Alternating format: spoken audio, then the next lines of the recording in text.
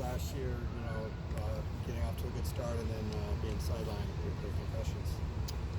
It was definitely a bummer not being able to be out there with my teammates and play, but I just took it as a way to just grow, mentally and just fully learn the plays, know everything. So when I came back, I can play more confident and just be faster.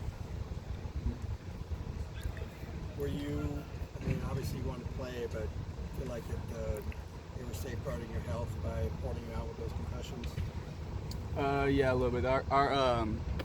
Our trainers do a great job of looking out for our health and making sure we're good to go when we come back.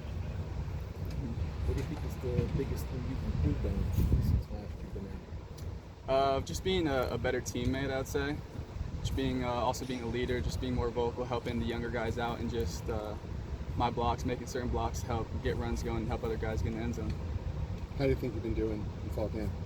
I think I've been doing pretty well. Definitely some stuff I need to work on, but definitely improved from last year. Just feel a lot faster and a lot more confident. How's the whole receivers group doing a year in with this scheme?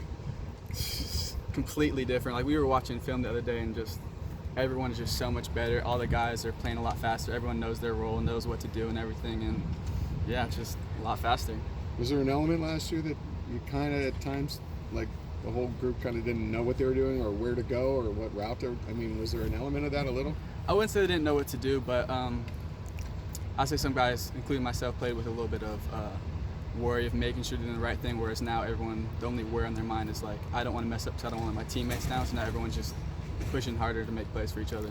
How tough is it to sit out a year like that and just watch what's going on and not be able to contribute? It's very tough just to see your brothers day after day just working hard, not being able to go out there and work with them, and just not being able to play with them. When Coach Kelly recruited you, you were one of his earlier recruits. Mm-hmm. Did he lay out a vision for what he expected this program to become?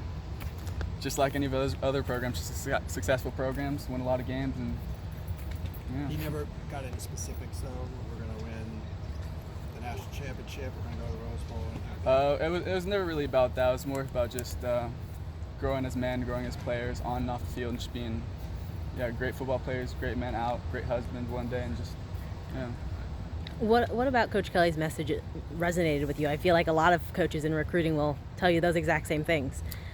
The thing with Coach Kelly's difference, he actually follows through with it. He has a lot of great guys that come speak with us, that help us with our mental health and just everything outside of football, where we can become just great men.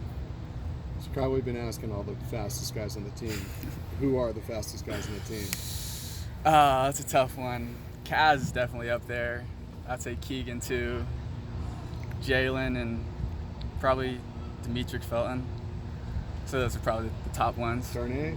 Oh yeah, Darnay, of course. Yeah, I can't forget You would him. have got in trouble. Yeah, that would have been bad. We saw one of your teammates do some body rolls over there.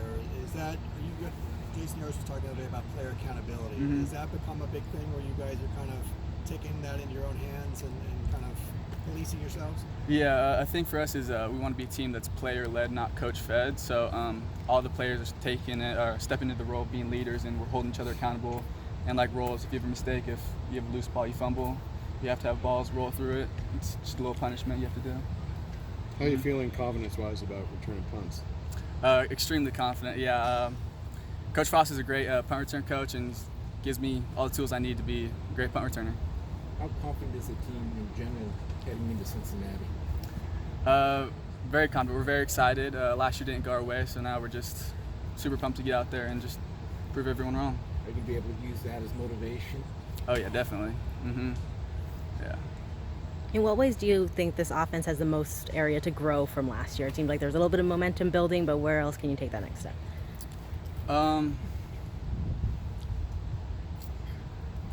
That's a tough one. I would say just. Wow, that's a good one. Can you repeat that one more time? Yeah. In what areas do you think this offense can grow the most going into the second year under Chip? We just need bigger plays, more explosive plays. Last year we lacked that a little bit, so this year we just need a lot more explosive plays to get in the end zone.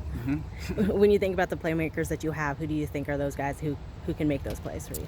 I mean, everyone on the field, I believe, can make a big play. Everyone's here for a reason, so anyone that steps on, I fully trust them. What have you seen from Dorian, he's come along, and what kind of connection have you two?